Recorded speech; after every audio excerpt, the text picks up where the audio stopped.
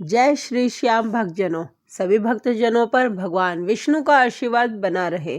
आज हम आपको इस वीडियो में माघ मास के दूसरे अध्याय का वर्णन करने जा रहे हैं। राजा के ऐसे वचन सुनकर तपस्वी ने कहा, हे राजन, भगवान सूर्य देव बहुत शीघ्र उदय होने वाले हैं, इसलिए यह समय हमारे लिए स्नान का है, कथा करने का नहीं। सो आप स्नान करके अपने घर को जाइए और अपने गुरु श्री वशिष्ठ जी से इस महात्म्य को सुनिए। इतना कहकर तपस्वी सरोवर में स्नान करने के लिए चला गया और राजा भी विधि पूर्वक सरोवर में स्नान करके अपने घर को लौट आया और रनवास में जाकर रानी को तपस्वी की सब कथा सुनाई। तब सूत जी ने पूछा, हे गुरुदेव, राजा ने अपने गुरु वशिष्ठ जी से क्या प्रश्न किया और उन्होंने क्या उत्तर दिया, सो मुझसे कहिए।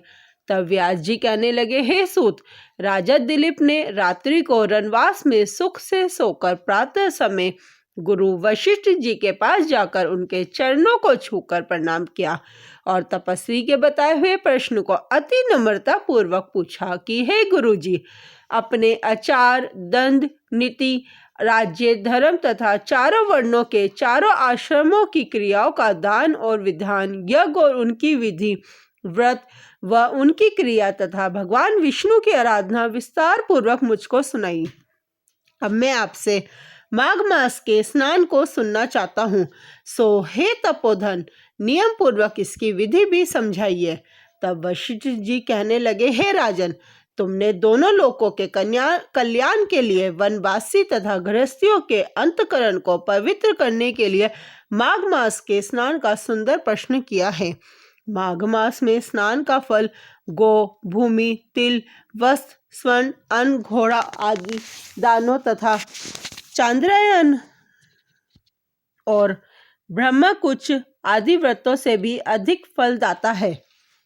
वैशाख तथा कार्तिक में जब दान और तप का बहुत फल देने वाले हैं, परंतु माघ मास में स्नान करने वाला मनुष्य राज्य और मुक्ति मार्ग को जानने वाला होता है। दिव्य दृष्टि वाले महात्माओं ने कहा है कि जो मनुष्य माघ मास में निष्काम भाव से भगवान के निमित्त स्नान करता है, वह अनंत फल को प्राप्त करता है। इससे शरीर की शुद्धि, प्रीति, ऐश्वर्य तथा चारों प्रकार के फलों की प्राप्ति होती है। अदिति ने 12 वर्ष तक मकर संक्रांति में अन्न नहीं खाया और माघ मास में स्नान किया। इससे तीनों लोकों को उज्जवल करने वाले 12 पुत्र उत्पन्न हुए। माघ में स्नान करने से ही रोहिणी, सुभद्रा और अरुंधति दानशीला हुई और इंद्राणी समान रूपवती होकर प्रसिद्ध हुई। जो माघ मास में स्नान करते हैं तथा देवताओं की सेवा को तत्पर रहते हैं, उनको सुंदर स्नान, हाथी तथा घोड़े की सवारियां दान करने के लिए द्रव्य भी प्राप्त होता है और अतिथियों से उनका घर सदैव भरा रहता है। उनके घरों में सदा वेदों की ध्वनि होती रहती है। वह मनुष्य धन्य है जो माघ में मास में स्नान करते हैं, दान देते हैं तथा व्रत और नियमों का पालन करते हैं। अन्य पुण्यों की क्षीण हो जाने पर मनुष्य स्वर्ग से वापस आ जाता है, परंतु जो मनुष्य माघ मास में स्नान करता है वह कभी वापस नहीं आता है। इससे बढ़कर कोई जप, तप, नियम और दान पवित्र और पाप नाशक नहीं है। राजा ने कहा, भृगु जी ने मणि पर्वत पर विद्याधरों को जो उपदेश सुनाया था वही मुझको सुनाइए। तब ऋषि कहने लगे कि राजन, एक समय 12 वर्ष तक वर्षा न होने के कारण बड़ा भारी दुर्भिक्ष पड़ा। प्रजाशील होने के कारण संसार में बड़ी उद्विग्नता फैल गई। हिमाचल तथा विंध्याचल के मध्य का प्रदेश निर्जन वन होने के कारण स्वाध्याय, जप, तप आदि सभी कार्य बंद हो गए। इससे सारा भूमंडल फल, फूल, अन्न और जलहीन होने से दुखी हो गया। तब विंध्याचल के नीचे बहती हुई रेवा नदी के सुंदर वृक्षों से आच्छादित अपने आश्रम से निकलकर भृगु ऋषि अपने शिष्यों सहित हिमालय पर्वत पर गए। इस पर्वत की चोटी नीली और नीचे का भाग सुनहरी होने के कारण पर्वत पीताम्बरी श्री विष्णु भगवान के समान लगता था।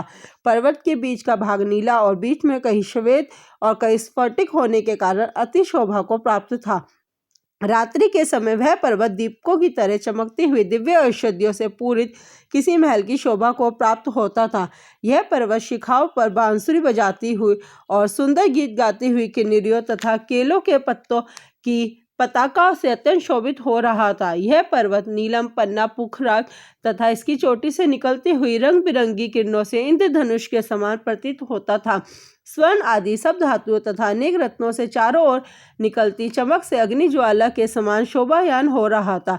इसकी कंदराओं में काम पीड़ित विद्याधरी अपने पतियों के साथ रमण करती थी और गुफाओं में ऐसे ऋषि मुनि जिन्होंने संसार में सब कलेशों को जीत लिया था, रात दिन ब्रह्मा का ध्यान करते थे और कई एक रुद्राक्ष की माला हाथ में लेकर शिव की आराधना कर रहे हैं और एक और मदार के पुष्पों की सुगंधी आ रही है। झरनों से स्वच्छ जल सुंदर शब्द करता हुआ बह रहा है। पर्वत के नीचे के भागों में जंगली हाथी अपने बच्चों के साथ खेल रहे हैं। कस्तूरी वाले मृग तथा रंग बिरंगे हिरणों के झुंड इधर उधर भाग रहे हैं। चमरी, गो तथा नाना प्रकार के पक्षी भी कीड़ा कर रहे हैं तथा कबूतर, चकोर, पपीहा आदि अपनी मनोहर वाणी बोल रहे हैं। यह पर्वत सदा राजहंस तथा मोरों से शोभित हो रहा है। यहाँ पर हमेशा से देवता, यज्ञ और अप्सराएं वास करती है। इसी के साथ माघ मास महात्म्य का दूसरा अध्याय संपूर्ण होता है। भगवान विष्णु का आशीर्वाद सभी भक्तजनों पर बना रहे। अगली वीडियो में हम आपको माघ मास के अगले अध्याय का वर्णन करेंगे। जय श्री श्याम भक्तजनों।